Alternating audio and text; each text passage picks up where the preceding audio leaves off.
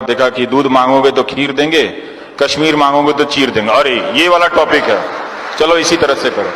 आप उस डिबेट को ध्यान से देखिए, ध्यान से देखिए। मान लीजिए कि आप मोदी समर्थक ही हैं, क्या वो उस डिबेट में आपको तरह तरह की सूचनाएं दी जा रही हैं? एक समर्थक का भी अपना एक सेल्फ रेस्पेक्ट होता है ना, कि वो चीजें जानना चाहता है। तो क्या वो मीडिया आपको ढंग से बता रहा है, आपका सेल्फ रेस्पेक्ट बढ़ा रहा है? वो दरअसल आपको इंसल्ट करता है रोज कि आप उनके वोटर हैं, आपको गलत बातें बताकर, झूठ बातें बताकर लाल रंग का टांग देगा। चिन्मयानंद स्वामी के खिलाफ कुछ होगा, सब साइलेंस में चले जाएंगे। आजम खान के यहां बकरी पे भी केस होगा, घंटों घंटों बहस होने लगेगी। तो वो आपको हमेशा एक अपने पड़ोस के मुसलमान को वो हमेशा दुश्मन के रूप में देखना सिखा रहा है। मैं साफ साफ कहता हूं, और इसको आप नोट कर लीजिए। और ये बात मैं लड़कियों से कहना चाहता हूं कि भाई देख लेना, जो लड़का किसी समाज से नफरत करता हो वो ना अच्छा पति बन सकता है, ना प्रेमी बन सकता है, ना भाई बन सकता है। देख लेना, ऐसे किसी लड़की से, आईटी सेल वाले से शादी मत कर लेना भाई, बता रहा हूं ध्यान से।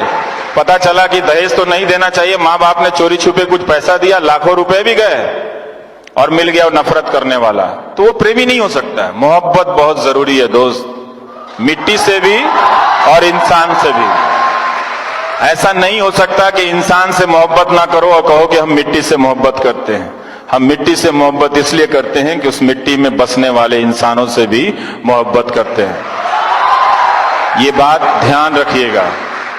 आज इंदौर में बीजेपी के आईटी सेल के प्रभारी हैं विक्की मित्तल, फेसबुक पे उन्होंने क्या लिखा कि गोडसे जी की पिस्तौल की नीलामी करवा दीजिए, पता चल जाएगा देशभक्त थे कि आतंकवादी थे।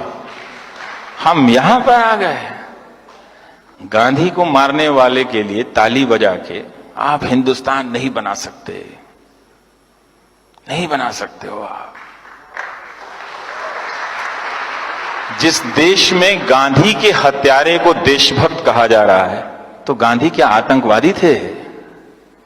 अब हम यहां पर आ गए हैं, क्या हम आपने उनको वोट दिया तो इसकी सजा इतनी दी जाएगी आपको कि आपको मूर्खों के झुंड में बदल दिया जाएगा? कि एक वोट देने के बदले, आप कितना प्यार करते हैं प्रधानमंत्री को, लेकिन उसके बदले में आपको उस झुंड में बदला जा रहा है कि आप गांधी के हत्यारे को गोडसे जी कहें। थोड़ा सावधान रहिए, हो क्या रहा है इस देश में। और वो फेसबुक पे लिख रहे हैं, ये कभी हुआ था? कभी नहीं हुआ था। क्योंकि ये पॉलिटिक्स, आईटी सेल और मीडिया ये मान के चलता है कि आपने अपनी बुद्धि स्थगित कर दी, आप में बुद्धि नहीं है। मैं नहीं मानता, मैं उनके वोटर को बहुत सम्मान से जानता हूं, मुझे मालूम है कि वो एक अलग तरीके से सोच रहे हैं, लेकिन उनसे, वो चूंकि उनको वोट देते हैं, उनसे बदला नहीं लिया जाना चाहिए। उनको सजा किस बात की दी जा रही है कि उनसे ये कहा जा रहा है, अब चूंकि तुम उनको वोट देते हो, तुम अब मुसलमानों से नफरत करने लगे हो, तो चलो अब गोडसे को भी गोडसे जी बोलो।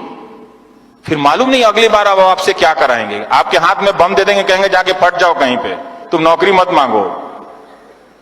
ये मत कीजिएगा, ये मत कीजिएगा। ये शर्म की बात है कि हमारे देश में गांधी की हत्या हुई, और ये उससे भी ज्यादा शर्म की बात है कि एक राजनीतिक दल का कार्यकर्ता फेसबुक पे लिख रहा है गोडसे जी कि पिस्तौल नीलामी कीजिए तो खरीदने वाले लोग आ जाएंगे और उसके 2 करोड़ दे के साबित हो जाएगा देशभक्त थे। गांधी की लाठी की कोई कीमत नहीं है दोस्तों, कोई कीमत नहीं है उनकी लाठी की। उस लाठी को उन्होंने कभी किसी पे नहीं चलाई, तो ये मत होने देना। हालांकि अब देर हो चुकी है, अब तुम्हारे पास करने के लिए कुछ है नहीं, फिर भी बता रहा हूं कि आपको एक रोबोट में बदल दिया गया है, गलत सूचनाओं से भर के। अब आपसे सिर्फ 2 ही काम लिए जाएंगे, समुदाय के नाम पे, धर्म के नाम पे आपको एक झुंड में बदला जाएगा कि आप जाओ उसको मार आओ, पहलू खान को, या फिर आप सुबोध कुमार सिंह को मार के आओ। उसे भी इंसाफ नहीं मिला, सुबोध कुमार सिंह को भी इंसाफ नहीं मिला। पहलू खान को भी इंसाफ नहीं मिला। ये आप समझ रहे हो कि क्या हो रहा है? समझ रहे हैं इस बात को? अच्छे से समझिएगा, गुस्से में मत समझिएगा, कोई फायदा नहीं है दोस्तों। इसलिए आपका मीडिया जो है, मैं थोड़ा भटक के कह रहा हूं, कहना जरूरी है, फिर मौका नहीं मिलेगा आपसे। आपका मीडिया अब आपसे बदला ले रहा है। जब तक आप अपने आप को अलर्ट नहीं करेंगे, एक्टिव नहीं करेंगे, ये मैं क्यों कहता हूं कि आप इन अखबारों को पढ़ना बंद कर दीजिए, इन चैनलों को देखना बंद कर दीजिए और पैसा प्रधानमंत्री राहत कोष में दे दीजिए।